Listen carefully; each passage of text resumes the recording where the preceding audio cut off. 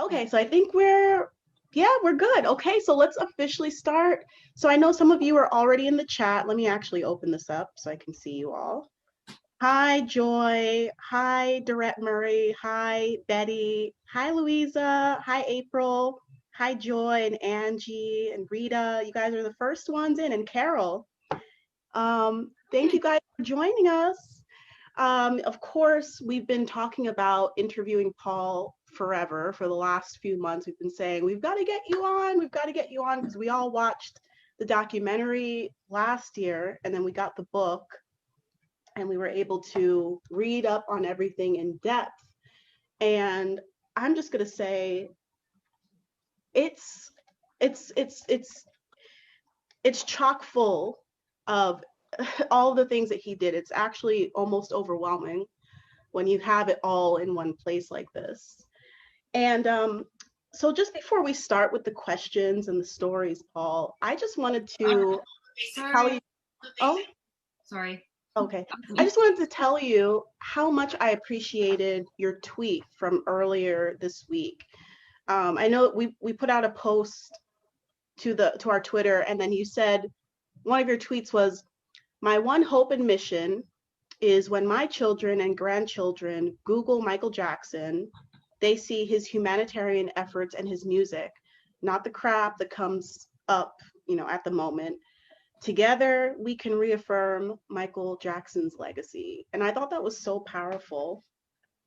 And I just wanted to ask you really quick about kind of your starting point with the book. Did you, because this all happened before even the movie that came out, the whole book. People from different countries were asking you for a copy, and I mean, you only had a couple of private copies at first, right? So how did that all start? So where does it start? Geez, so probably starts, I run a Michael Jackson Australia fan group and page as well, and I've been doing that since just after he came here for history, I think it was.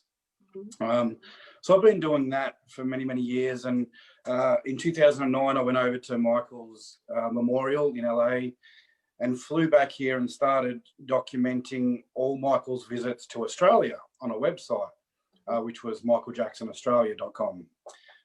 Which has since been taken over by the estate. But anyway, so I started researching all of Michael's movements to Australia from 1975 and 85 and 88 and 96. And I started finding all the hospitals he visits and all the people that he, contacted and helped, but none of it was in the mainstream media. And I started finding more and more. The deeper I dug, I found more and more. So while I was putting my website together about Michael Jackson's visits to Australia, I was also documenting on the side all the good stuff he did. And then that just got so humongous, the amount of information, the amount of visits, the amount of people that he helped. That just sort of took on a life of its own. So I finished my website on the visits to Australia, and then I kept looking deeper into all the good things he did. And then I started looking way back to the 70s, and then created a timeline. And I said to myself, well, why isn't all this out there on the front pages when there's so much crap on the front pages? So I just thought, I've got to do something. Let me put it all together. I didn't know what. I thought maybe I'll do a website. And I just eventually just had enough information to put it all in one big book. And I just did it for myself at first. And then people asking for copies. And so I published it. And then it's gone all around the world, America and Europe and well, it's wonderful Australia. to have all of them in one book, all the stories there. Yeah, because I'm a big collector of Michael Jackson stuff, as you can probably see. And I've got lots of books, but I didn't see any that concentrated purely on his humanitarianisms. And I thought that's a massive part, if not a bigger part of him than his music. It's a massive part, and I just thought it's something to be celebrated and spoken about. And as you mentioned in that tweet, when my kids and grandkids Google Michael Jackson, I want them to see the real Michael Jackson. Yes. Yeah. Yeah. He did more hospital visits than concerts. right? Or every time he went to a on world tour into the cities, he would go to the hospitals and spend time, and not only just donate charity, he would spend time with them, and that's not what you see other celebrities doing. You know, to give them his time, and you know, and hold their Hours and hours. Yeah. Yeah. And not only did he spend time with them, he would follow up with them for years, sometimes the entire rest of their lives. He would keep following up with them and paying for their bills, or, you know, whatever they needed. That was the most amazing thing for me. Well, before we get into the questions, I just wanted to share my favorite story in the book. So this is from March 3rd, 1995, on page 76. And this is the picture of him. I don't know if you guys can see it. Okay, he's yeah. So that story that shook me to the core. It was about a mother who threw her 2 children over a bridge and tried to throw herself over the bridge to commit suicide. The youngest child died, the older child lived, and you know, Michael paid for the funeral services for the younger child that passed away. And you know, just seeing him, and I think this was at the funeral service, he's standing there, and I don't know if you can see his expression and his stance and his body language here. He's such in protective mode, kind of like a guardian, and that picture really stood out to me. I mean, there's so many pictures in here that I've seen before, but I never knew the full story behind them, or I knew like little things here and there, but just being able to put everything into context is really amazing. And I hope that you guys can see this picture. He's just very stoic, very serious, and you know, it's just, that was him. He was a protector of children, you know. Really And there's many more stories as well, and I've got to say, not everything's in the book. There's so many more stories that I read about, and after I first published the book in 2018, I got contacted by a lot of people with their own stories, and there's more stories, but if I couldn't verify them with either photos or an official source, I didn't put them in there, just because I wanted it to be factual, I wanted it to be real. But there was many more stories, very touching stuff. Wow. Well, This will share my favorite story too after when you're done. Oh, you can go. You can go, Tammy. Go ahead.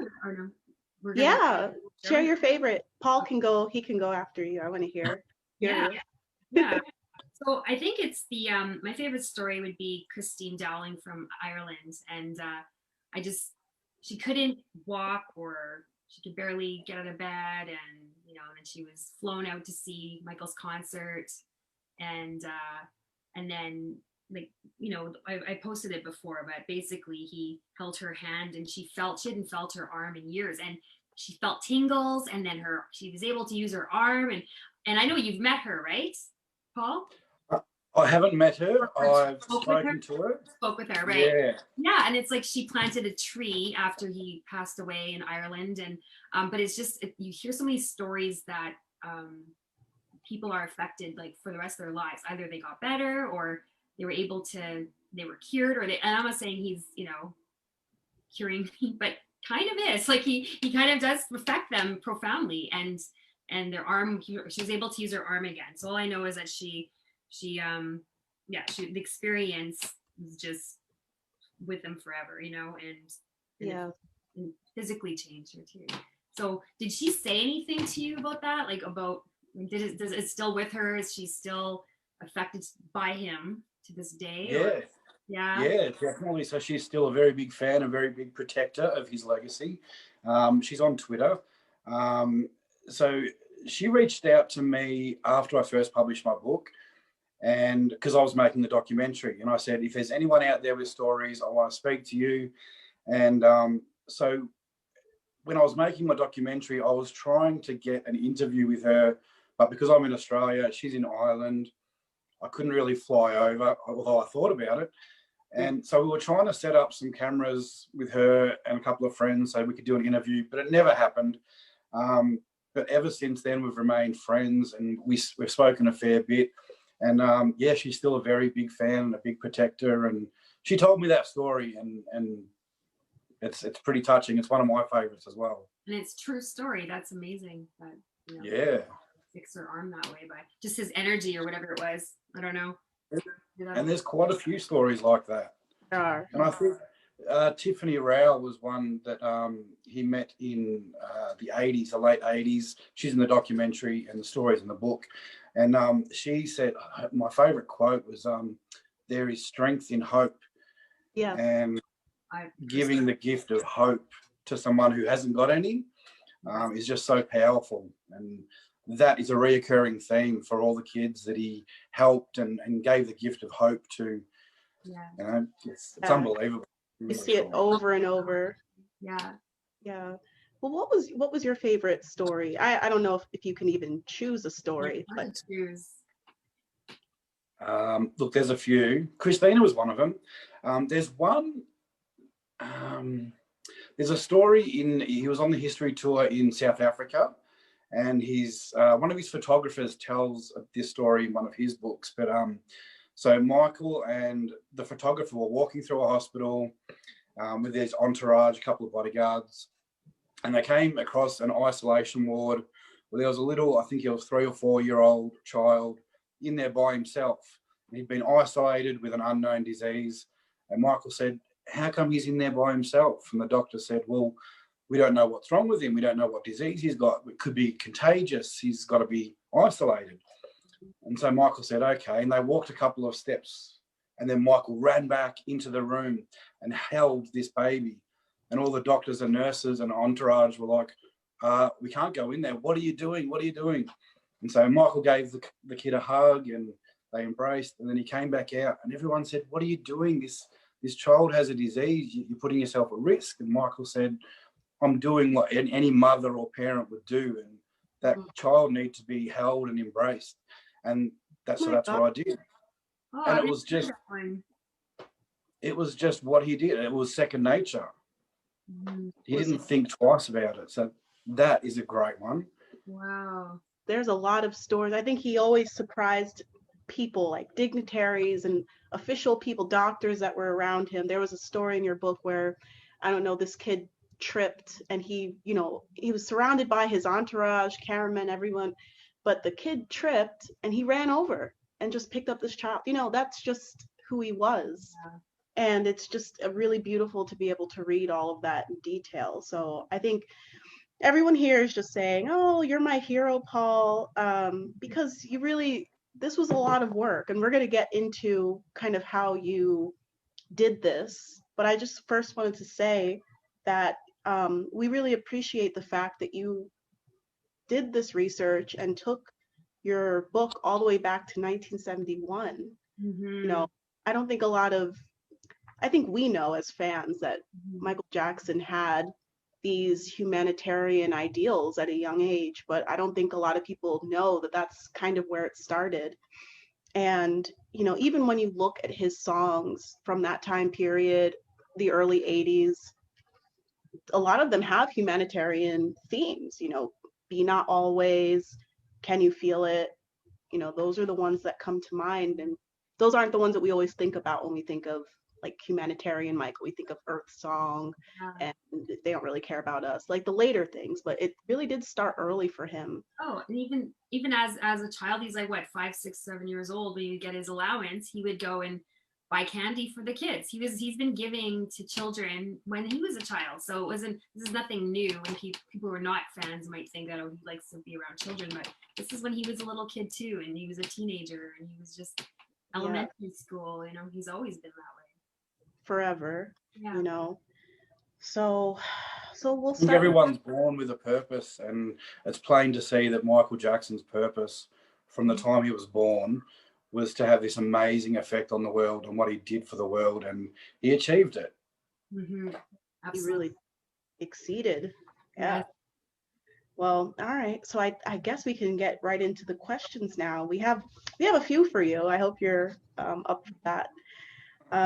So the first thing, and we touched on this a little bit, can you describe the process of collecting the interviews, the newspaper stories? I mean, this must have been hours of research, and not all of this stuff is online. You actually followed up on some of your stories. Like you would find one little boy or little girl that Michael impacted, but then you also had updates on, you know, what happened to them 5 years down the line. Did you actually speak to them? It sounded like that in a lot of the stories. Actually personally spoke to them. I did speak to a lot of people, mostly via Twitter and Facebook, because being in Australia, I'm a little bit isolated. There was only so many cases in Australia where he helped people. I spoke to a few of them, but so from people around the world, I pretty much spoke to via Twitter and Facebook, and hours it took me. It was about 2 years to put all this together. And I would pretty much do it at work sometimes, and then I'd come home and spend a couple of hours on it. And so it was a big process. It took a long time, and I didn't even know what I was doing. I was just compiling all this information for myself at first, but then it just got so much. I'm like, I've got to get it out there. Yeah, I think that's how a lot of us fans start these initiatives and projects. We kind of start it for ourselves. Like this book club, you know, we wanted to learn more, and it sort of just grew into something that we didn't really imagine. So we're so glad that you did that. Amazing. Because that's what needs to be shared with the world, like your documentary and the humanitarian, seeing all of it. And it's just so much. And it's like hospitals, all the children over the years, with so many visits, so much money. And to this day, and it's just like people, you just never hear about it. You don't in the media at all. So yeah, out there too, all this, you know. So for his birthday, we were excited to have sort of a theme about his humanitarian works and efforts, and so you were the perfect person for this day. Absolutely. Share the stories. Right. Yes. And like Tammy said, just getting this information out into the public, I think your documentary from last year couldn't have come at a better time. We all know what happened last year. I'm not going to mention it, but I found so much comfort in watching that. And I just wanted to know, you know, what was the process for that? Because there was a lot of footage there. I know the book came first, the documentary came second. So what was, did you always envision putting together a visual version of this, or okay, it kind of came? No, I didn't. So when I was researching for my book, obviously I was looking at newspaper articles, TV stories, news stories, videos. YouTube was a big information source for me. So I downloaded a lot of videos just for the book for my own research purposes. And I've got this 2 terabyte hard drive, which has got hours and hours and hours of all this footage. And I've said to my wife, if the house ever breaks, if the house ever catches fire, grab that hard drive and let's get out of here. Yeah. And then the kids. Yeah. But so no, I had all that footage already. And then once January of 2019, yeah, when the mockumentary came out, when that came out, I just went, oh, my heart sank, and I'm like, oh, this is utter, I don't want to swear, but it's crap. And what can I do again? So then I'm like, all right, if they want a documentary, I'll give you a documentary. So again, got on my little Apple Mac, and again spent every day. I'd get home from work and I'd get straight on it until I went to bed, and just keep going and going and go. I've got to do something. And then I was finished around late May, I think it was.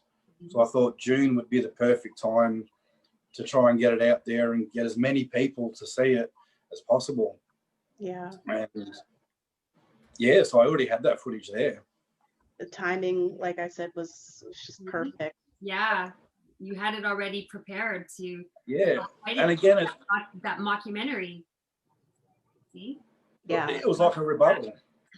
It was, yeah, it really was. And I didn't talk about any of that sort of stuff. I left that to square one, and again, this is purely about. Even in the book, I don't even talk about his musical legacy, and that's humongous. But this is purely about one thing, and that's the spiritual, the human being. Yes. Yeah, the musical legacy, we all know that stands on its own, but this is just, and so that actually leads to my next question. You know, if any of you have read this, um, it's it's just so powerful. And this is something that Jeanette was saying. It's very powerful to see pages and pages of his acts of kindness and his acts of service to children. Um, it's almost overwhelming, and you see that his deeds really speak for themselves. Like you can see almost it's organized by month and by year, and with pictures, color pictures, and newspaper clippings, all sorts of things. And the crazy thing is, you will almost see an act of service, an act of kindness, like every month of every year. And you know, I was reading this book and I was like, oh my gosh, I'm still in the 80s. I'm still in the 80s. How does he find the time? Yes. And that's kind of like what contributes to, I've always felt like, you know, Michael Jackson was just everywhere all the time. And this was why, because he was just visiting hospitals, visiting all of these places to help children. And so for me, we wanted to know how you chose this particular format for this, because you didn't insert any of your own narrative. You were just stating facts. How did you make that decision? Well, I'm a law student, so I'm all about facts. I don't Mm. want to hear your opinions. Sometimes I do, but when I'm reading a book, I want facts. I don't want opinion. But I wanted to do it in the chronological form because I thought it was easy to read. You could pick it up on any page and just read it. And I wanted it to be able to be read by younger people, especially, because again, my motivation was my kids' generation and then my grandkids' generation and the next generation. You know, I wanted it to be easy to read and diary-like. Yeah. Mm-hmm. And factual. So it all just came together like that. Did you say you're a law student?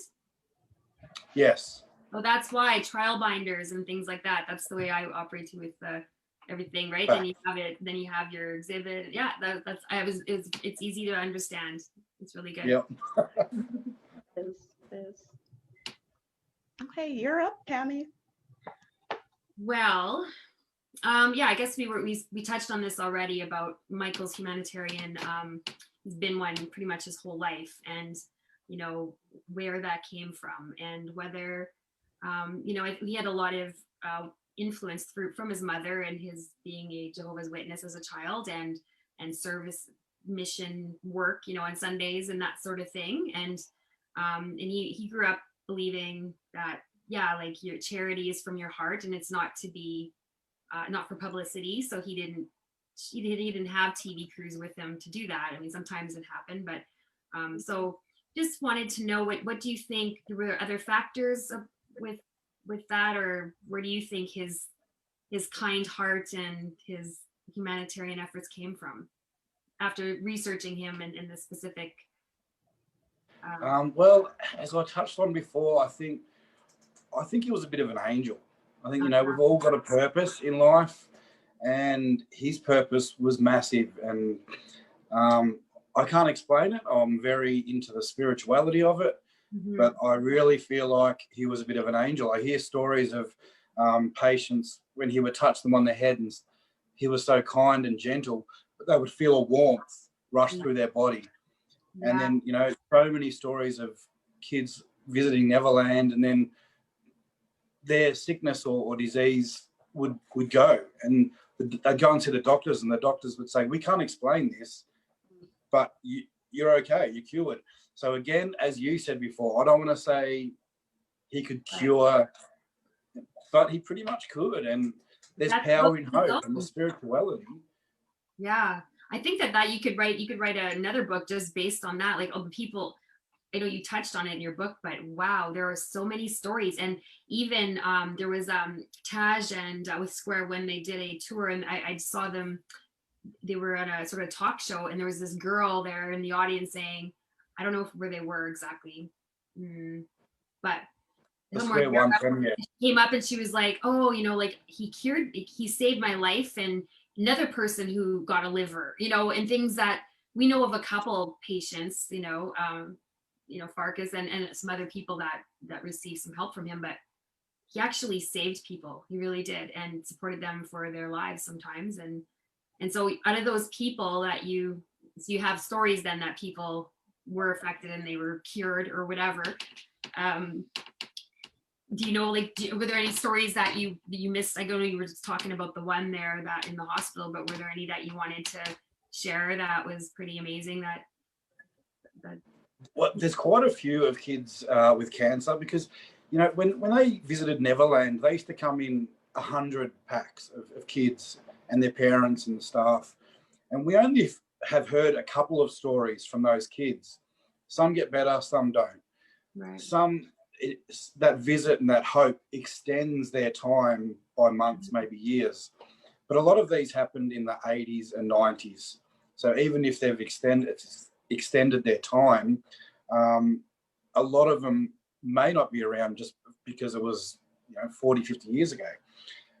But there is other stories, and there was one, funnily enough, that I couldn't find the source of, but it was a comment, and I put it in the 2020 revised version. It wasn't in the first one, but it was a woman she went by the name of Swiftheart, and she commented on a blog on Oprah.com, funnily enough, which has now been taken down. But she spoke about being a cancer patient and going to Neverland and coming home and then going to the doctors and being told her cancer was gone and they couldn't explain it. And I think there's many, many stories like that out there. There's a lot of stories that aren't out there, that are private. But the amount of kids that went to Neverland and tell of these stories, there's got to be more out there that we don't know about. And this all happened before social media. Right. And that's the thing, like all the kids that visited Neverland primarily were sick children, and Make-A-Wish Foundation, and in that lady you were speaking with, I can't remember her name right now, that she works for Make-A-Wish, the one that she had the dance with Michael, and she, and you gave her that hope. You quoted her. She worked for Make-A-Wish after, yes.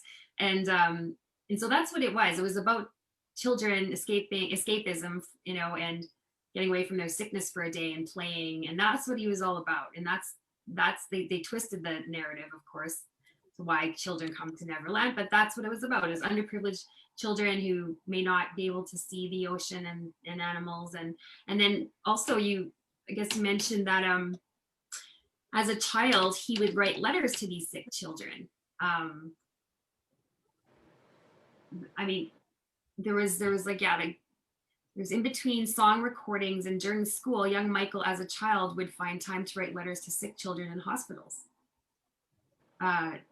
Do you know if any of those letters are preserved, or have you ever seen any of these letters? I've seen a couple. I don't think they're in the book. They're probably out there on the World Wide Web. I've seen a couple. And again, it's hard because in the early 80s and 90s, there was no internet. People couldn't upload their things to Pinterest or YouTube. And so you have to dig deep to find some of this stuff. Yeah. And also on the subject of hospitals, they're not like they are now with clowns that come in and brighten up kids. They didn't know back in the 80s and 90s how much power there was in a clown coming into the hospital.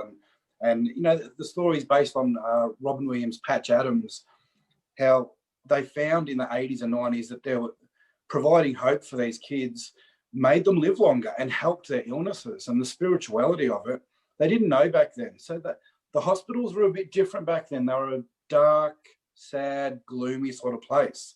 Now you've got kids' wards with, big paintings on the wall, lots of colour, and some even have zoos in these hospitals. And oh, wow. They do a lot more now. But back then it wasn't like that. They were all very doom and gloom and a bit sad. So to be able to give these kids hope and something to smile about and look forward to. And a big thing Michael used to do was when he visited these patients was give them something to hold on to. Like he'd say, look, I'm coming back in a few years. Hold off and I'll come and see you again. Or, my concert is in a couple of months. Hold off and come. And they would hold off, and they would be strong and fight because they had something to fight for. And that's just powerful, so powerful. Oh, I'm getting emotional. I know Um, someone. Yeah. no, it's really hard to talk about this sometimes. And, everyone here in the chat definitely agrees with your theory of, the earth angel, he was a healer, protector. I see it, Mhm. sorry, that's what I believe. And he was definitely a force of nature, and there's really no one like him. And he was always ahead of the curve. Like what you said about the Patch Adams, clowns and the happiness in hospitals. He was just doing that naturally. It was just like instinctual to him. And now it's like a big thing. And so that actually leads to our next question. Um, so you touched on the Oxford speech and some of his other speeches in the book, but I noticed in 2000 and in 2001, Michael kind of makes a very significant shift in his approach to charity work.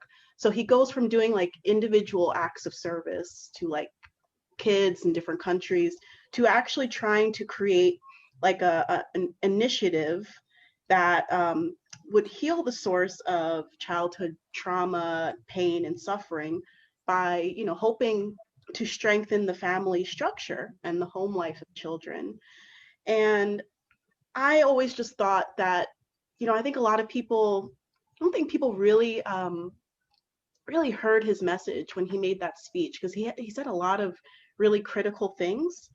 And this was back when he met Rabbi Shmuley, as we know, and this was the Heal the Kids Foundation. What do you think inspired him to take more of a, um, what's the word I'm looking for? Like a whole approach, like a holistic approach, I guess, to charity work? I think in some regards, I think he saw it as being proactive as regard instead of reactive. So he spent decades traveling the world, seeing so many horrible things, abuse victims, and so instead of trying to react to that and help the abuse victims, how do we be proactive and stop that abuse? And for the next generation, he talked about parents, read to your kids at night, sit down at dinner time around the table, turn the TV off, all these simple things that is more proactive in family abuse and neglect, and which breeds some of the problems that he was tackling. So I think it was more of a proactive approach of the next generation will be better because the parents. He was trying to teach the next generation how to look after their kids and be more proactive than reactive to abuse, I believe. Yeah, that definitely makes sense. And yeah, I think some people agree. Mona says it's so interesting that at first glance seems to be all about the heart and the compassion, but he's also really smart, in taking that proactive Mhm. approach. So Jeanette actually had this question here, our next question here. Um, it's really interesting because Michael grew up in a very specific time period. This was post-civil rights era in America, and there are actually a lot of positive artistic influences like Marvin Gaye singing What's Going On. Um, he loved Three Dog Night, and their music is also peace focused. And we just wanted to know also, do you think that any of that, just being around those kinds of artists growing up, do you think that also had an impact on him? Because he's surrounded by the Motown world. And he was just in such a unique position. He actually traveled and saw the world as a kid. And he saw all of these. I am a big proponent of studying abroad in education. And I think that it's such a treasure um, to see the world in that way and to see how other people live. And sometimes I just wonder if that really contributed as well. For sure, I think definitely it would have. And the music industry, from what I can see, I used to write a lot for a music industry blog. Was a lot different in the 70s and 80s to what it is now. It's very different. And Michael spoke about it being in the Motown family. It felt like a family, and they'd go to each other's houses. Yeah, as you said, traveling the world at a young age. I know my wife and I have a vision of one day taking our kids to Africa and Uganda. And I shared something in the book club group about the Heal the World Miracle Community Foundation, which I'm a big supporter of. And Happy's an amazing bloke. You've got to look this up. But we want to take the kids over there. And I think for a child to see other kids that aren't doing it so well, it makes them appreciate what they've got more, and hopefully makes them want to make the world a better place. I know it's cliche, but I think that's what it breeds. And that's what he always said. Yeah. You'll have to It's tell simple. us. Yeah, you'll have to tell us more about that initiative the global initiative that you're part of. We'll post it again. I want to learn more. Yeah. I know they're taking on, there's a new initiative they've started today, the Heal the World Miracle Foundation. And I'll post some links. I'll share them with you later on. Great. Okay.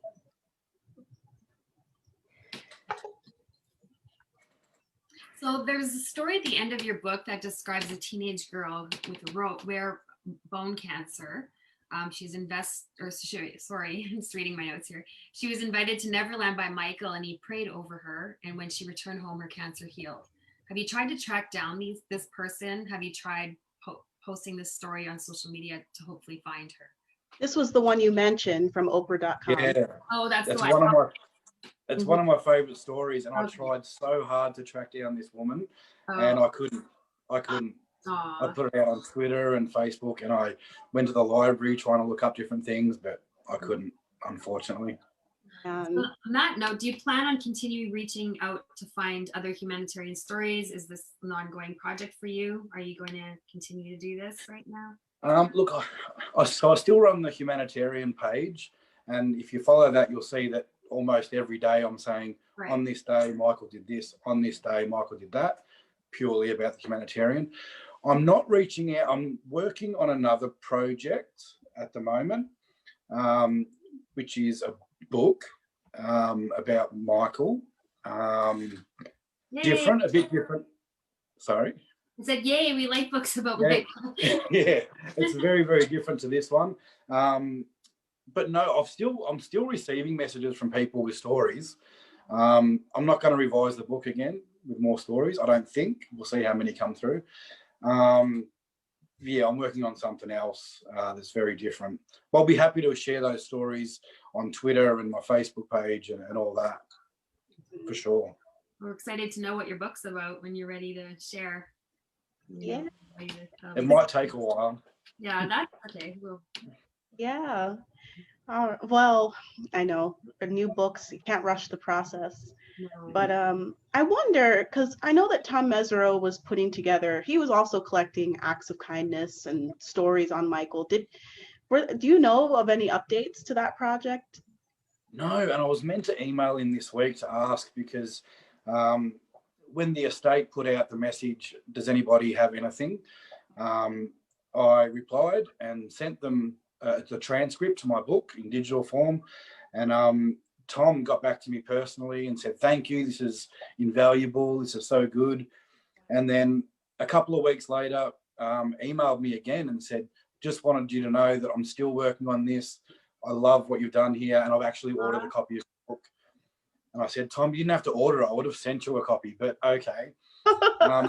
So I will touch base with him again this week and just see what's going on there. Well, I'm not sure what that was about, but yeah, now that I've got the communication tunnel open with Tom, I'll use it and ask him.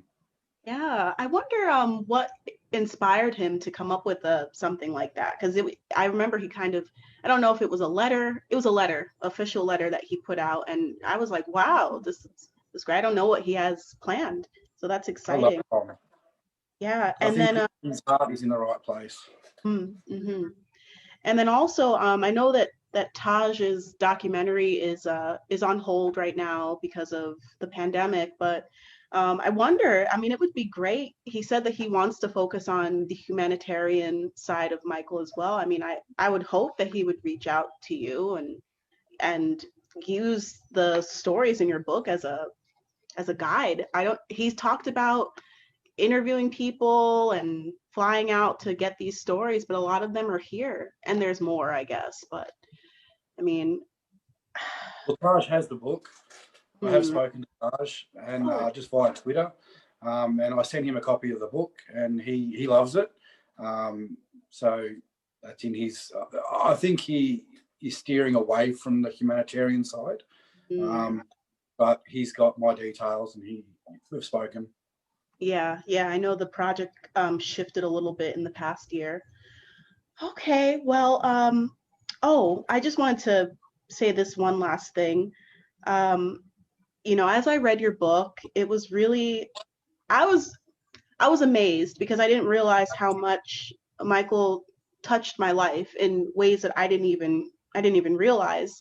I didn't know that he helped raise funds to build the 1972 Martin Luther King Jr. Center for Nonviolent Social Change, which is in Atlanta, Georgia. I just visited it 2 years ago. I had no idea he had a hand in that. I had no idea he was on the board of directors of DARE, the drug abuse resistance education program, which is in every American school, and I was in the program when I was in elementary school. I didn't know that.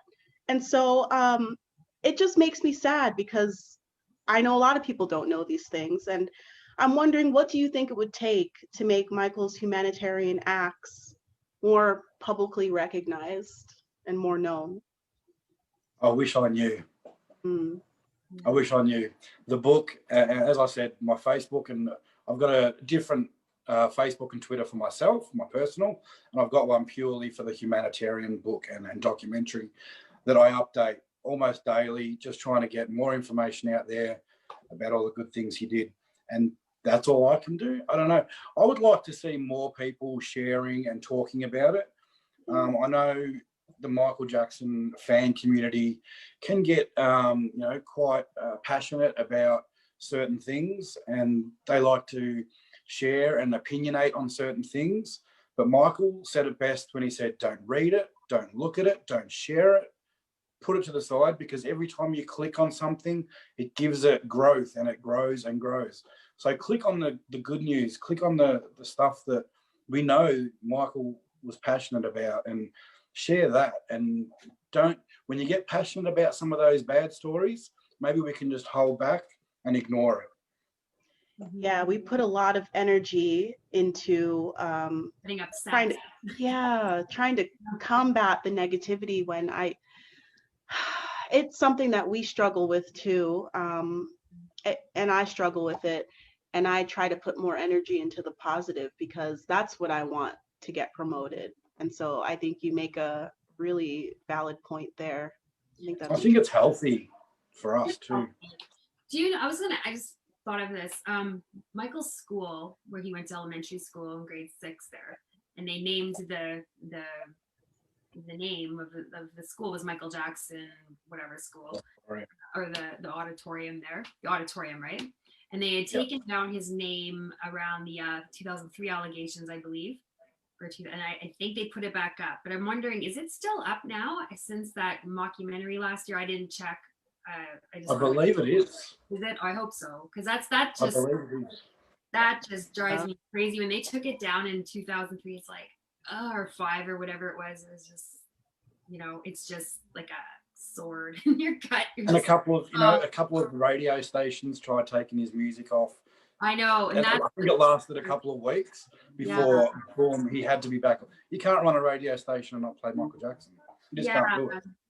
And that's the thing. After I watched your documentary a couple times, and I rewatched it again last night, and I read the book again, and you just, all of this goodness that comes out of both of the book and the documentary, and all of his good deeds, and then it's so infuriating that people have a different idea about him and what they think he was, but they don't know. And it's just, like there's this psychiatrist on my Facebook that said, what is I don't know, he's just putting out there, what is something that you're just tired of telling people, it was just a random thing. Doesn't have to be anything with the COVID, right? I'm like the only one, because there's all these smart answers, they're all a bunch of psychiatrists or whatever. I'm like, Michael Jackson was not a pedophile. It's just like, were you sick of telling people he was a good person, and he was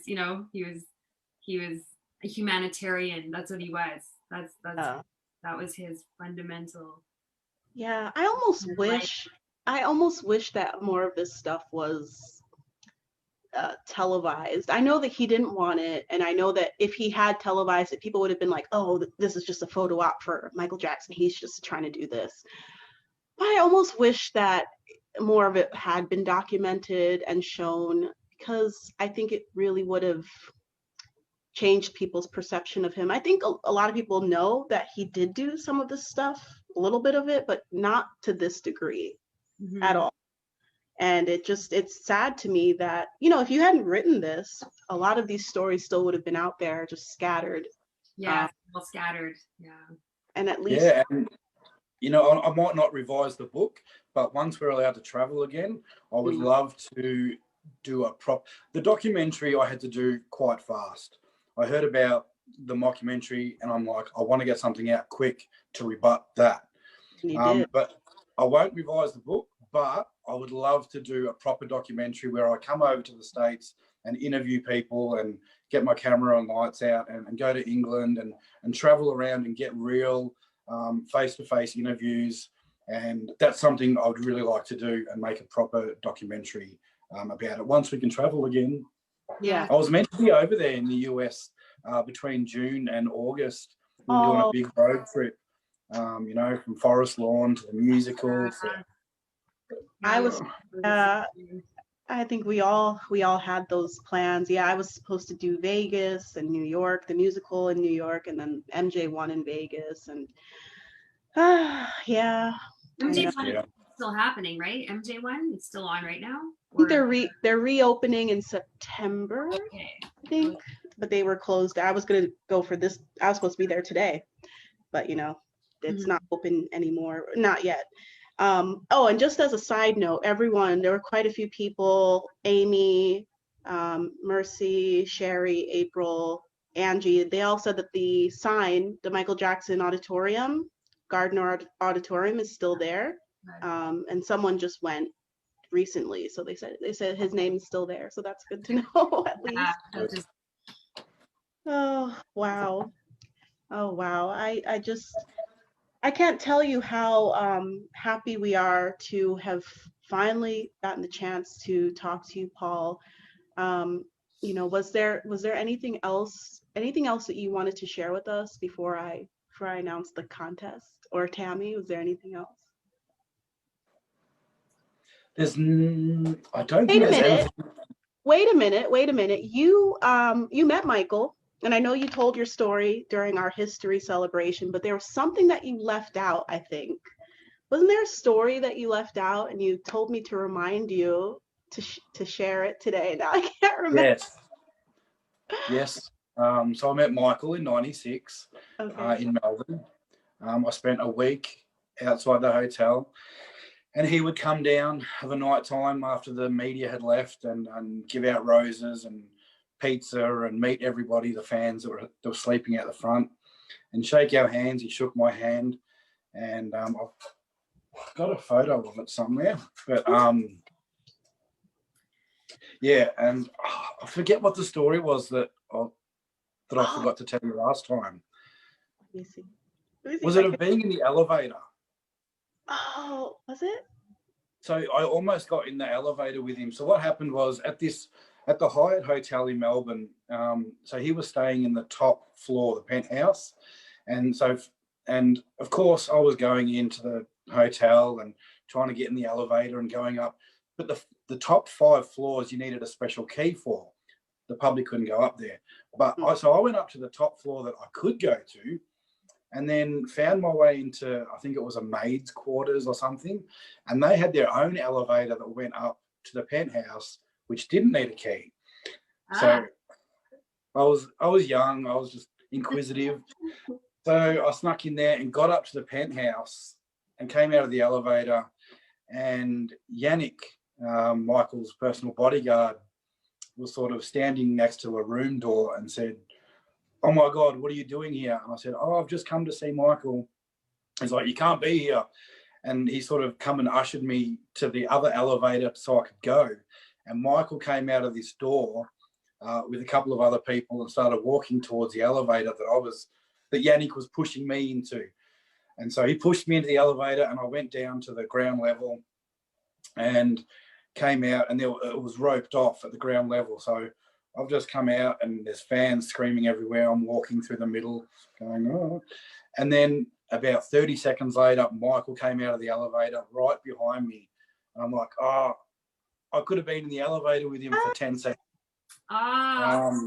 But once again, he said hello and said hello to all the fans, and off he went. Oh, so close. Yeah. So close. I can't imagine. So. I just found our old.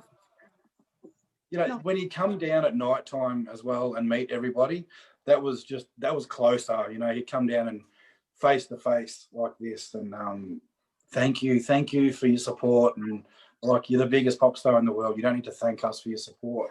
But he was very genuine. Yes. Always. Very genuine, and I've got to say, when I shook his hand, I felt that same thing that a lot of other people have spoken about, warmth, where I don't know if it was just being a fan, but the warmth of his hand, and I felt really calm.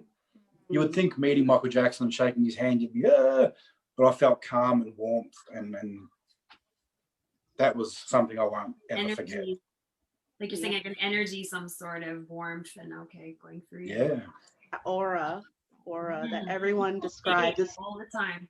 So consistent. Yeah. That was it. I actually looked up our email, and that was the story that you wanted to share, the penthouse and the pizza. So that was it.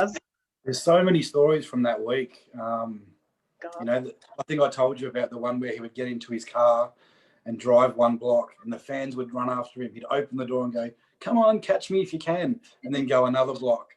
Yeah. And, yeah.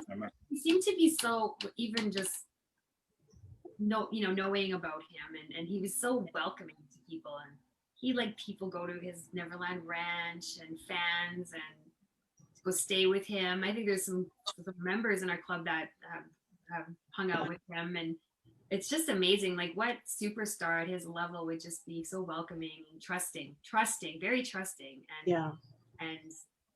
and giving and humble always, and just such a kind person. It's just that's good. Yes, that's why we're here. That's why we're here as his fans. Mm-hmm. And so I guess that is a nice place to end this. And but before we log off, I just wanted to tell everyone, and we made this announcement earlier this week, that Paul has graciously decided to give away 3 of his books to fans, and you'll have the chance to read and be immersed in all of Michael's charity work. And yes, there they are. We're going to post 3 questions for you to answer right after this ends, to be entered for a chance to win one of those 3 books. And this time we will announce the winners live during a live drawing, because that's what everyone was asking for. So we're going to ask 3 questions, but I'm going to actually give you a chance to answer one of them live. So it's kind of going to be a give me for you. So one of the questions was, and you can answer it in the chat, and this will kind of be a free question, I guess. In 1994, Michael and Lisa Marie Presley visited a children's hospital in Budapest, Hungary, where they met a young boy who was in desperate need of a new kidney. Michael not only paid for the kidney transplant, but also for medical treatment for the boy for 10 years. What was the name of the boy? Wasn't that liver? It was a liver. Oh, it was a liver. Was it a liver, Paul? Sorry. I don't know now.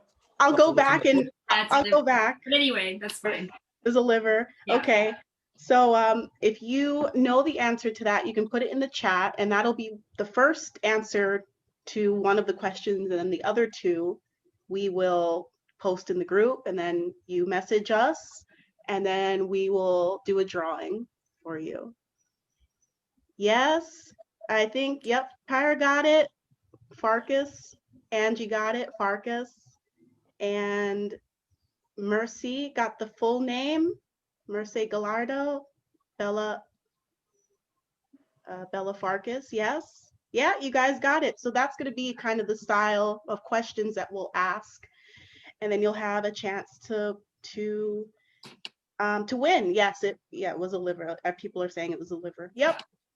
Great. You guys are on it. You guys are on top of it. That is excellent. Okay. All right. So with that being said, I just wanted to thank you, Paul, for taking the time to celebrate Michael's birthday in this way.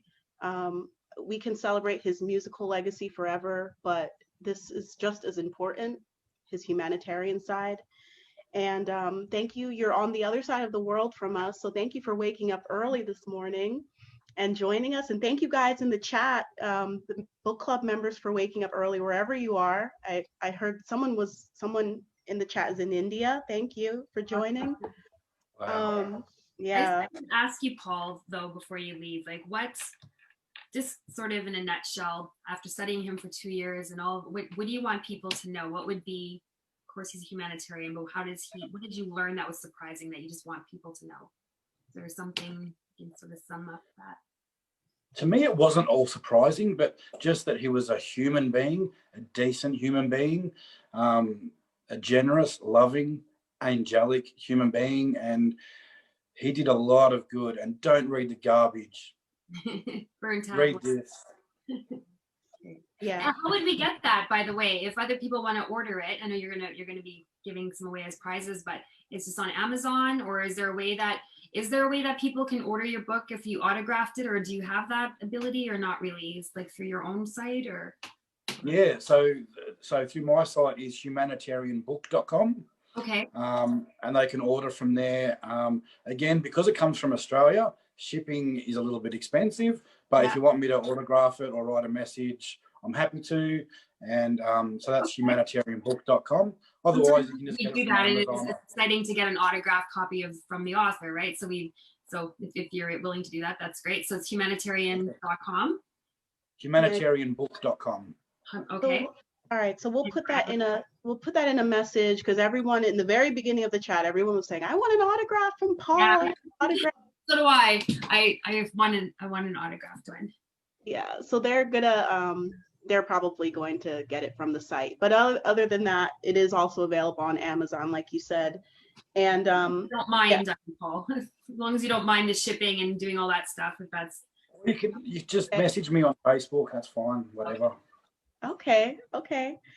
All right. So before we come off, I just wanted to make a general announcement to everyone. Next Saturday, we'll be having our first Michael Jackson Insight Group study, or JIGS for short, JIGS, led and organized by book club member and moderator Emma Allen. We'll be taking a deep dive into Michael's very own autobiography, Moonwalk, his own story up until the 80s, at least, in his own words. Next Saturday, September 5th at 8 p.m. GMT. Check the announcements section of our page for more details. That, I think, in my opinion, Moonwalk is a really interesting book, but not for the reasons that you think. I think Michael, I think he wanted to, he put a lot into that book, but I would have loved to have seen like an updated version of his life later in life, like a, continuation of his life. But we have this. We know what he was doing, throughout his. And Dancing the Dream as well. That's Yeah. a little bit of a continuation. Yes, it is. Excellent. But all right. So with all that being said, I think we lost Paul. Sorry. Oh, Sorry. good, you're back. Sorry. Oh, perfect. No, it was actually perfect timing, because we're actually at the end of our time and we're good to go. I think we got everything, all of our questions answered, and we have a contest, and and I think this is a great way to cap off Michael's birthday. So thank you all for joining us, everyone in the chat. And thank you, Paul, for joining our book club and appearing tonight. And we really appreciate your work. And thank you, ladies. You do an awesome job, and the group is great. And there's a lot of Michael Jackson groups out there, but this is a good one. Thank you. Yeah, it means a lot. It does. Wow. Yeah. All right. All right, everyone. Thanks. Well, good night or good morning, wherever you are. Yeah, good morning. Good morning, Paul. Morning.